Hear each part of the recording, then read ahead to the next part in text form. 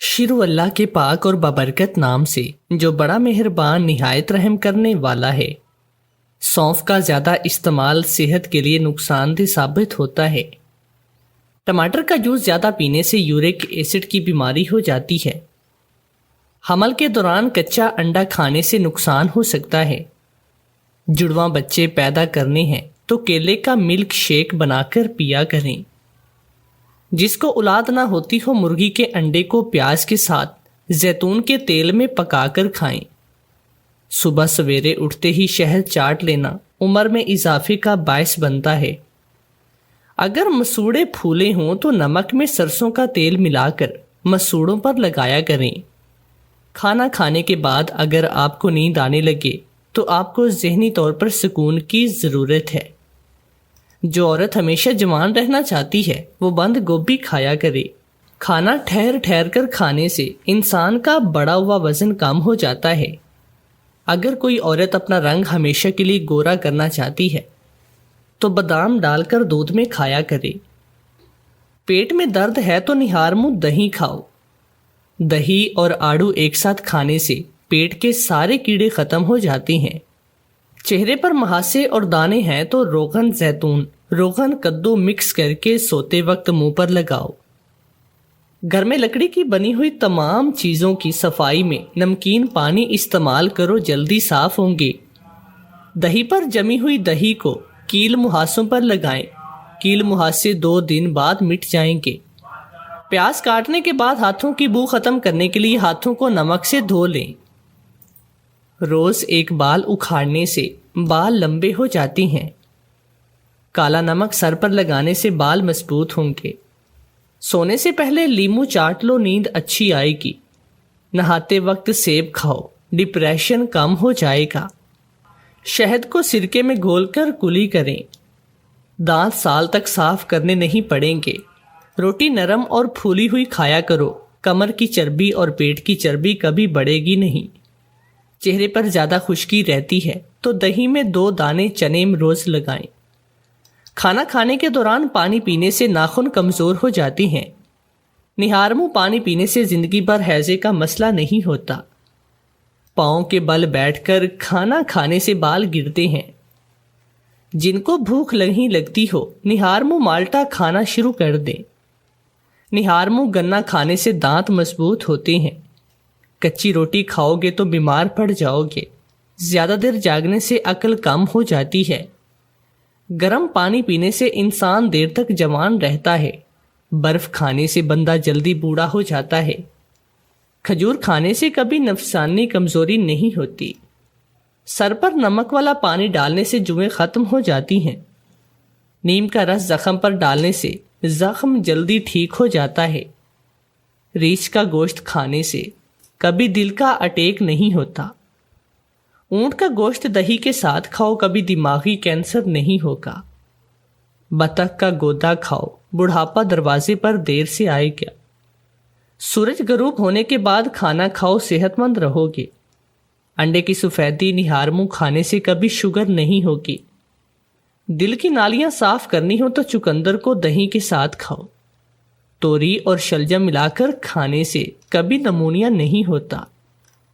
70 کلو وزن والی عورت پانی میں لیمو کے چند قطرے ڈال کر نہار منہ پینے سے 7 دن میں 30 کلو وزن اس کا کم ہو جائے گا۔ کان پر سوجن آئے تو گردے فیل ہونے والے ہیں۔ کمر کے نیچے چھالے نکل آئیں تو فالج ہونے والی ہے۔ جمائی لیتے وقت چھاتی میں درد ہو تو دمہ ہونے والا ہے۔ آنکھوں پر سوجن آئے تو آدھا سر درد ہونے والا ہے۔ ناخن پیلے ہونا شروع ہو جائیں تو یرکان ہونے والا ہے۔ آنکھیں سرخ ہو جائیں تو دماغ کمزور ہونے والا ہے۔ کان کے اندر چھالے نکل آئیں تو سمجھ جائیں تمہاری سماعت کافی حد تک کم ہونے والی ہے۔ داڑھی کے بال گرنے لگ جائیں تو سمجھ جاؤ خدا نے تمہیں پسند کیا ہے۔ بائیں بازو پر سفید بال نکلنا شروع ہو جائیں تو سمجھ جاؤ تمہاری یادداشت کمزور ہونے والی ہے۔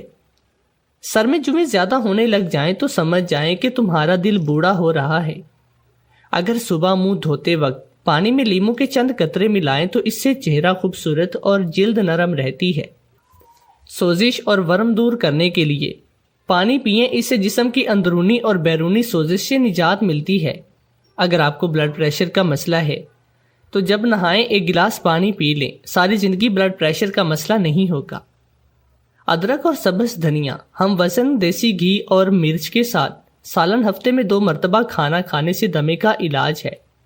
پیاز کے فوائد۔ پیاز کے مسالے سینے کے دباؤ کو کم کرتے ہیں، یہ دل کے مریض کو بھی مددگار ہے۔ پیاز خون کی شریانوں کو صاف کرنے میں مددگار ہوتا ہے۔ یہ نزلہ زکام، کھانسی، بخار اور دیگر علامات کو دور کرنے میں مدد دیتا ہے۔ کچے پیاز کو کاٹ کر آدھی رات کے وقت کلائی کر لیں، اس سے نیند کے وقت اس کا رس چہرے پر لگائیں، صبح دھو لیں۔ پیاز کو اگر تلا ہوا ہو تو اس کا رس نکال کر شہد کے ساتھ ملا کر پئیں، یہ گرمی کی وجہ سے ہونے والے بخار کو کم کرتا ہے۔ پیاز کے جوس کے لیے پیاز کے چھلکے کو نکالیں اور 1 گلاس پانی پینے سے چھلکے اس کو ابال کر نکال لیں اور اس جوس کو شہد کے ساتھ ملا کر پئیں اگر آپ کو کچے پیاز کھانے میں مشکل ہوتی ہے۔ تو دوستو اب چلتے ہیں آج کی سبق آموز کہانی کی جانب۔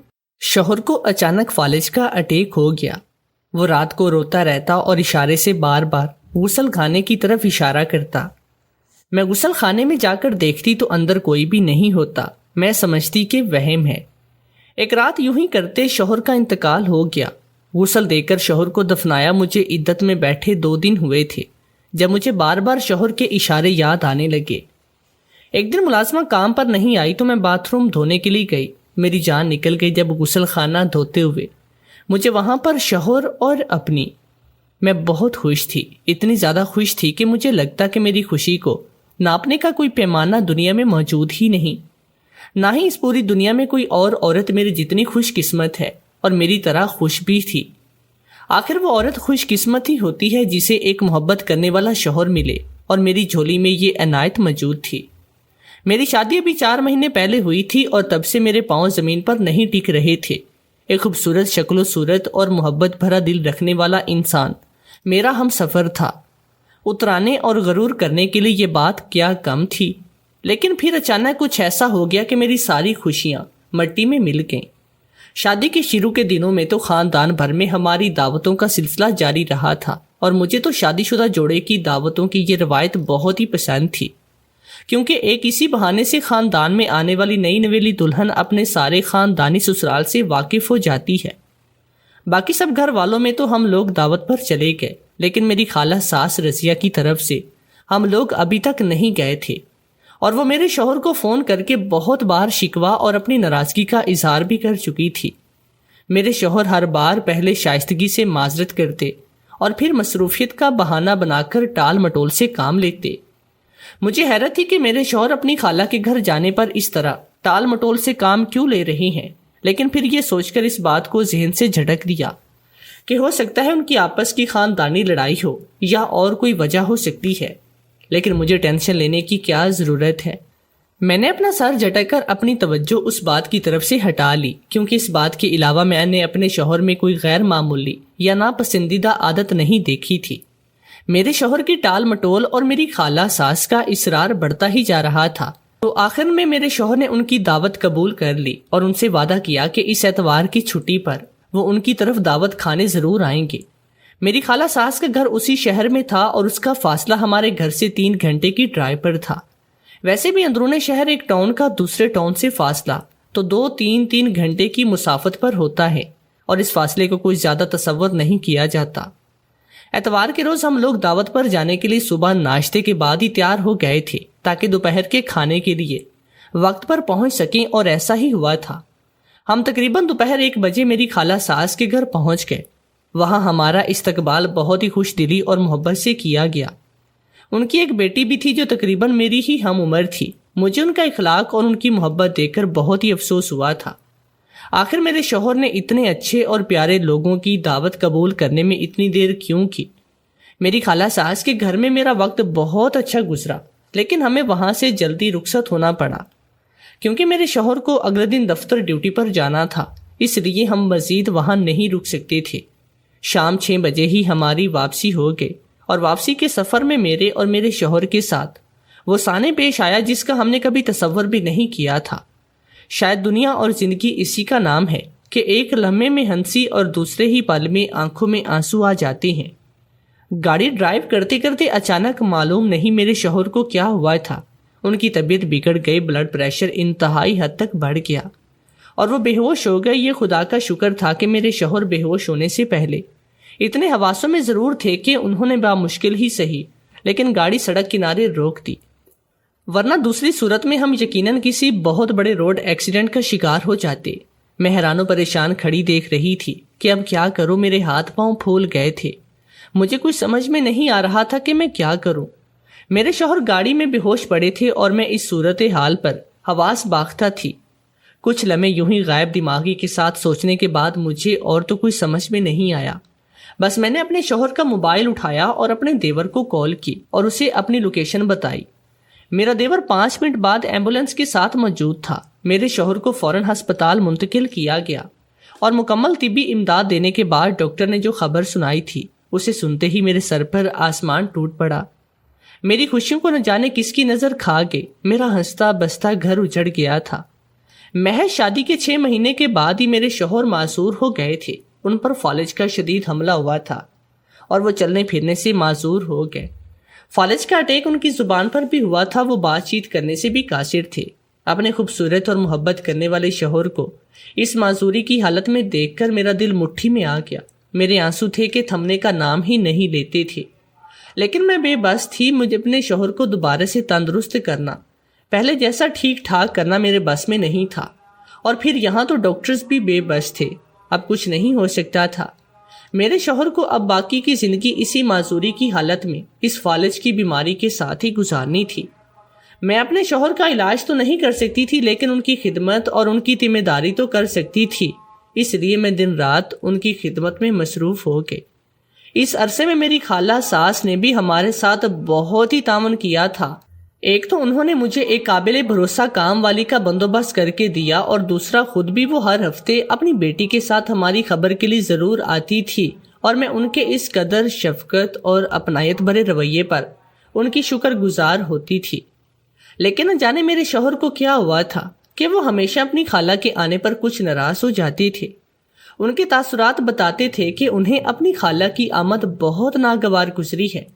کام والی ماسی کو بھی میرے شوہر پسند نہیں کرتے، اور جیسے ہی انہیں اس کام والی موسی کی موجودگی گھر میں محسوس ہوتی تو وہ شور مچا دیتے تھے۔ مجھے بہت حیرت تھی، کیونکہ باقی سب کے ساتھ تو ان کا رویہ ایسا نہیں ہوتا تھا، لیکن صرف کام والی موسی اور اپنی خالہ کو دیکھ کر ہی ان کا رویہ ناگوار ہو جاتا تھا۔ آخر ایسا کیوں تھا؟ میں نے کئی بار کوشش کی کہ میں یہ بات جان سکوں کہ میرے شوہر اس طرح ناگواری کا اظہار کیوں کرتے ہیں، لیکن میں ان کے اشارے سمجھ نہیں پائی تھی۔ مجبوری یہ تھی کہ میں کام والی موسی کی چھٹی بھی نہیں کروا سکتی تھی، کیونکہ میرے شوہر کے معذور ہو جانے کے بعد سے میرے اوپر کاموں کی ذمہ داری بہت ہی زیادہ بڑھ گئی، اور مجھے کام کا یہ بوجھ بانٹنے کے لیے کام والی موسی کی اشد ضرورت تھی۔ اور پھر میرے شوہر کی صحت بھی مکمل احتیاط پر بھرپور کیئر اور دوائیوں کے باقاعدگی سے استعمال کے باوجود دن بدن گرتی جا رہی تھی۔ آزمائشوں نے تو جیسے میرے گھر کا منہ ہی دیکھ لیا تھا۔ نہ جانے کس کی بد نظر تھی جس نے مجھے شادی کے 6 مہینے بعد ہی اس طرح اجاڑ کر رکھ دیا۔ میں شدید پریشانی کا شکار تھی، اور معلوم نہیں ایسا کیا تھا کہ میرے شوہر بھی دن بدن چڑچڑے ہوتے جا رہے تھے۔ وہ عجیب عجیب حرکتیں کرتے، اور اب تو پچھلے 2 مہینے سے میرے شوہر عجیب و غریب اشارے بھی کرنے لگے، جنہیں میں مسلسل نظر انداز کر رہی تھی۔ لیکن مجھے معلوم نہیں تھا کہ ان اشاروں کو نظر انداز کرنا ہی میری زندگی کی سب سے بڑی غلطی تھی۔ اس دن میں اپنے شوہر کو رات کا کھانا کھلا رہی تھی جب اچانک سے انہوں نے باتھ روم کی طرف اشارہ کیا۔ میرے شوہر بہت ہی مضبوط اعصاب کے مالک تھے۔ میں نے انہیں بیماری کے اس عرصے میں کبھی بھی دل چھوٹا کرتے یا روتے ہوئے نہیں دیکھا، لیکن آج جب وہ باتھ روم کی طرف اشارہ کر رہے تھے تو ساتھ ساتھ رو بھی رہے تھے۔ یہ ایک حیران کن بات تھی، اور مجھے چاہیے تھا کہ میں فوراً اٹھ کر باتھ روم میں جا کر دیکھتی، لیکن میں ایسا کچھ بھی کرنے کی بجائے اپنے شوہر کو بہلانے اور ان کے آنسو صاف کرنے لگی جو مسلسل ہی بہتے چلے جا رہے تھے، اور مجھے ان کی یہ بے بسی اور بیماری اندر سے توڑ رہی تھی۔ میں نے کبھی خواہ میں بھی یہ تصور نہیں کیا تھا کہ میں اپنے خوبصورت اور محبت کرنے والے شوہر کو اس حال میں دیکھوں گی، لیکن انسان کی زندگی اس کے تصورات اور خیالات سے نہیں گزرتی، وہ تقدیر کے حساب سے چلتی ہے، اور میری تقدیر بہت ہی سخت تھی۔ اب تو یہ ہر روز کا معمول ہی بن گیا تھا۔ میرے شوہر ہر روزان اس مخصوص وقت باتھ روم کی جانب اشارہ کرتے اور رونے لگتے تھے۔ پہلے پہل تو مجھے ان کی اس بات نے رنجیدہ اور پریشان کیا تھا، لیکن پھر مجھے اس سے الجھن ہونے لگی اور میں نے اپنے شوہر کے رونے اور باتھ روم کی طرف اشارہ کرنے کو نظر انداز کرنا شروع کر دیا تھا۔ میری خالہ ساس نے بھی کافی دن سے ہماری خبر گیری نہیں کی اور کام والی موسی بھی کچھ دن سے چھٹی پر تھی۔ گھر کے کاموں کا بوجھ معذور شوہر کی ذمہ داری سے میں تھکنے لگی۔ ایسے میں میرے پاس وقت نہیں تھا کہ میں اپنے شوہر کے اس اشارے کی طرف توجہ دیتی جو وہ باتھ روم کی طرف کرتے تھے۔ آخر اس فضول اشارے کا کیا مقصد ہو سکتا تھا اور باتھ روم میں بھلا کیا چیز ہو سکتی تھی جس پر میں چونکتی یا جس کا تجسس کرتی؟ اس لیے میں نے اسے نظر انداز کرنا ہی مناسب سمجھا اور یہ میری زندگی کی سب سے بڑی غلطی تھی۔ اگر اس وقت میں نے اپنے شوہر کے ان اشاروں پر توجہ دی ہوتی تو شاید میں ان کی زندگی بچا پاتی۔ جب سے میرے شوہر فالج کے مریض ہوئے تھے انہیں ان کے ماہانہ چیک اپ کے لیے ہسپتال میرا دیور ہی لے کر جاتا اور ہر مہینے کی دوائیاں اور ڈاکٹر کی بتائی گئی ساری ہدایات بھی وہ مجھے تفصیل سے بتا دیتے اور میں نے ڈاکٹرز کی ہدایت پر عمل کرنے میں کبھی کوتاہی نہیں برتی۔ اس کے باوجود بھی اس بار جب ماہانہ چیک اپ کے لیے میرا دیور میرے شوہر کو ہسپتال لے کر گیا تو واپسی پر مجھ پر بگڑنے لگا۔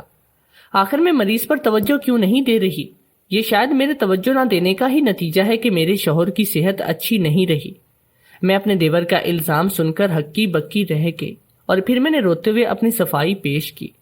میری بات سن کر میرا دیور بھی پریشان ہو گیا۔ آخر اتنی کیئر اور نگہداشت کے باوجود ان کی صحت بہتر ہونے کی بجائے مزید خراب کیوں ہو رہی ہے؟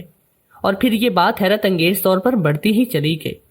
میرے شوہر کی روز بروز گرتی صحت، ان کا رات کے وقت اور باتھ روم کی طرف اشارہ کرنا، ان سب چیزوں سے میں پاگل ہو گئی اور کسی بھی بات کو ابھی میں ٹھیک سے سمجھ نہیں پا رہی تھی۔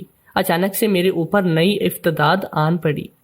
میرے سر پر آسمان ٹوٹ پڑا اور پیروں تلے سے زمین نکل گئی۔ میرے شوہر کا انتقال ہو گیا۔ میں جو خود کو دنیا کا سب سے خوش نصیب انسان سمجھتی تھی، اپنے نصیب پر خود ہی رشک کرتی تھی اور اترائی پھرتی تھی۔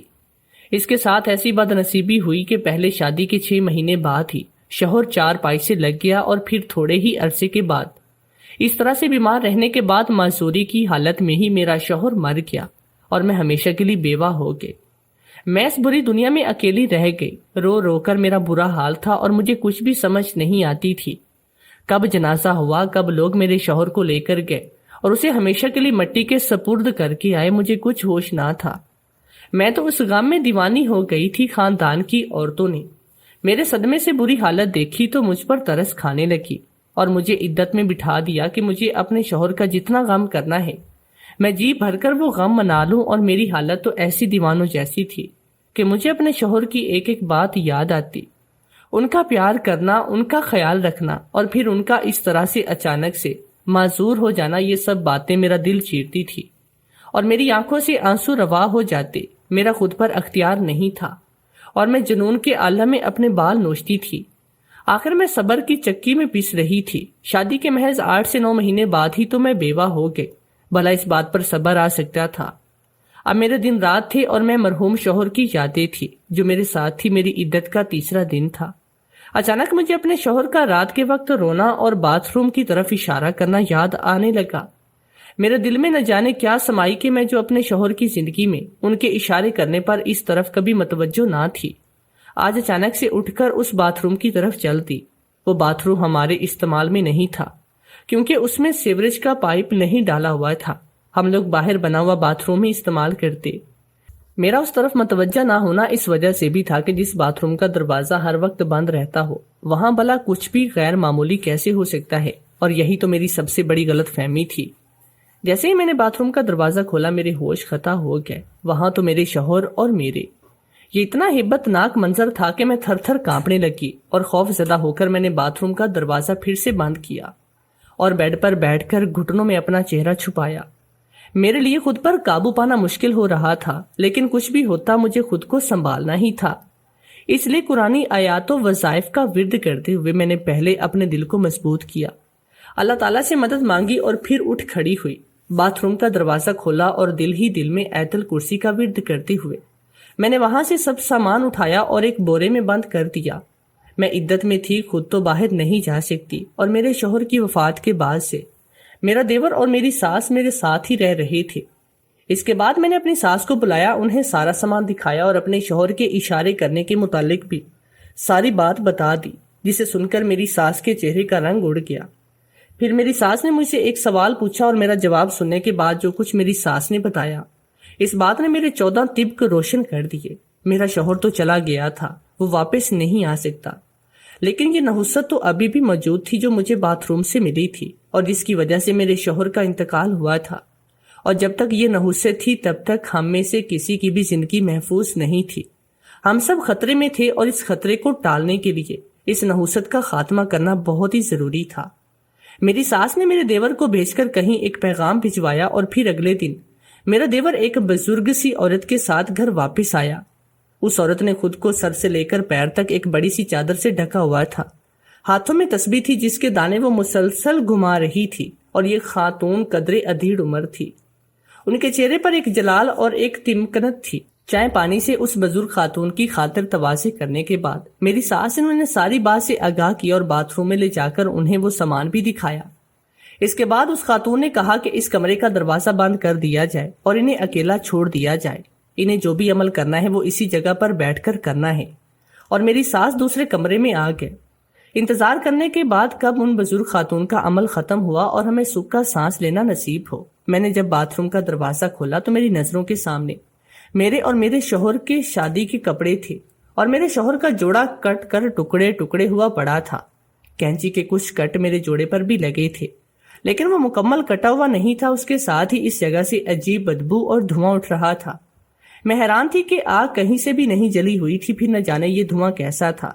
خیر، میں نے ہمت کر کے وہاں سے اپنے شوہر کے اور اپنے کپڑے اٹھا کر ایک بوری میں بند کیا اور اس بوری کو وہیں باتھ روم میں ہی رہنے دیا، اور پھر ہمت کر کے اپنی ساس کو ساری بات بتائی۔ باتھ روم کی حالت دیکھنے کے بعد میری ساس نے مجھ سے سوال کیا، کیا کبھی میری خالہ ساس اور ان کی بیٹی ہمارے گھر آئے تھے؟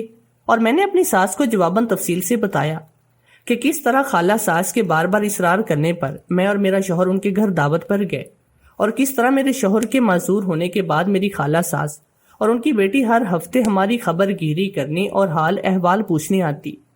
میں نے اپنی ساس کو یہ بات بھی بتائی تھی کہ جو کام والی ہمارے گھر کام کرنے آتی ہے اسے بھی خالہ ساس نے ہی کام پر رکھوا کر دیا تھا، لیکن پھر میرے شوہر کی وفات سے 15 دن پہلے اچانک سے اس ملازمہ نے آنا چھوڑ دیا اور حیرت انگیز طور پر وہ اپنی تنخواہ بھی لے کر نہیں گئی۔ میری ساس کا کہنا تھا کہ خالہ ساس اور ان کی بیٹی سے تعلقات بنانا میری غلطی تھی، اور اسی وجہ سے میں آج اس حال کو پہنچی تھی۔ شادی کے 8 مہینے کے بعد ہی بیوہ ہو گئے۔ دراصل میری خالہ ساس میری ساس کی سگی بہن نہیں تھی، وہ ان کی سوتیلی بہن تھی، اور سوتیلی ہونے کی وجہ سے انہیں میری ساس اور ان کی اولاد سے بلا وجہ کا بغض اور دشمنی تھی۔ وہ میری ساس کو پسند نہیں کرتی اور اسی طرح سے اذیت پہنچانے اور اپنی ناپسندیدگی کے اظہار کے موقع پیدا کرتی۔ لیکن جب میری خالہ ساس نے دیکھا کہ میری ساس کے بیٹے پڑھ لکھ کر اچھے عہدوں پر فائز ہو رہی ہیں اور اعلیٰ اور اچھے اخلاق کے مالک ہیں، تو اس نے ہی اپنے ساتھ قدرتی حسن بھی بے مثال ہیں، تو انہوں نے طرح طرح کے خواب دیکھنا شروع کیے۔ چونکہ میری ساس ان کی فطرت سے پہلے دن سے واقف تھی، اس لیے انہوں نے میری خالہ ساس کا کوئی بھی خواب پورا ہونے نہیں دیا۔ میری خالہ ساس چاہتی کہ میری ساس اپنے بیٹے کا رشتہ ان کی بیٹی سے کرا دیں۔ اس مقصد کے لیے انہوں نے خاندان کے کئی لوگوں کے ذریعے سے یہ بات میری ساس کے کانوں تک پہنچائی، لیکن میری ساس نے کبھی اس کی حامی نہ بھری، کیونکہ وہ اپنے بارے میں بہن کے حسد اور بغض سے اچھی طرح سے واقف تھی۔ وہ جانتی تھی اگر انہوں نے اپنی اس بہن کی بیٹی سے اپنے بیٹے کی شادی کی تو پھر ان کی بہن کو کھل کر کھیلنے کا موقع مل جائے گا اور وہ ہمیشہ ساری عمر اپنے بیٹے کی شکل نہیں دیکھ سکے گی۔ اور جب میری خالہ ساس نے دیکھا کہ ان کی بہن نے اپنے بیٹے کی شادی کہیں اور کی ہے اور ان کے مختلف ذرائع سے بار بار رشتہ بھیجنے کے باوجود کوئی جواب بھی نہیں دیا، تو بے تاب ہو کر رہ گئی اور اس بات کو اپنی انا پر ایک کاری چوٹ سمجھ لیا۔ دل ہی دل میں انتقام کی آگ جلائی، اور پھر اس انتقام کی آگ میں ایسی اندھی ہوئی کہ صحیح اور غلط کی تمیز بھی بھول بیٹھی۔ پہلے تو انہوں نے اپنی خوش اخلاقی اور محبت کا جھوٹا دکھاوا کیا اور میرے شوہر کو اس کا یقین دلا کر انہیں اپنے گھر آنے پر بالآخر آمادہ کر ہی لیا، اور پھر انہوں نے اپنی ناپاک چال چلنا شروع کی۔ پہلے دن ہی اس دعوت کے روز میرے شوہر کو تعویذوں ملا کھانا کھلایا اور ان تعویذوں پر کالا عمل پڑھا گیا، جس کے نتیجے میں میرے شوہر معذور ہوئے۔ لیکن میری خالہ ساس کے اندر تو انتقام کی آگ اس قدر بھڑک چکی تھی کہ صرف میرے شوہر کے معذور ہونے سے ان کے دل کو سکون نہیں ملا۔ اور انہوں نے انہیں جان سے مارنے کے لیے کالے جادو کے مزید وار اس نوکرانی کے ذریعے ہمارے گھر پر کروائے تھے۔ بیماری کے بعد میرے شوہر پر اپنی خالہ کی حقیقت کھل چکی تھی اور وہ مجھے اشاروں سے بتانے اور سمجھانے کی کوشش بھی کرتے، لیکن میں ان کی بات سمجھ نہیں پاتی۔ میرے شوہر نے اس ملازمہ کو اس بند باتھ روم میں جاتے اور وہاں دھونیاں جلاتے دیکھا۔ وہ اشارے کر کے مجھے اس طرف متوجہ کرتے، لیکن میں بے عقل تھی جو سمجھ بھی نہیں پا رہی تھی، اور میری اس ناسمجھی نے بھی میرے شوہر کی جان لی۔ جیسے ہی عمل مکمل ہوا وہ نوکرانی گدھے کے سر سے سینگ کی طرح غائب ہو گئے۔ کالے جادو نے اپنا کام دکھا دیا تھا اور میرے شوہر اپنی جان سے چلے گئے، لیکن ابھی عمل کے اثرات باقی تھے۔ مجھے بھی خطرہ تھا، اس لیے میری ساس نے اس جادو کا توڑ کرنے کے لیے ان بزرگ خاتون سے رابطہ کیا۔ تقریباً 4 گھنٹے تک لگاتار کچھ عمل کرنے کے بعد وہ بزرگ خاتون کمرے سے باہر آئیں۔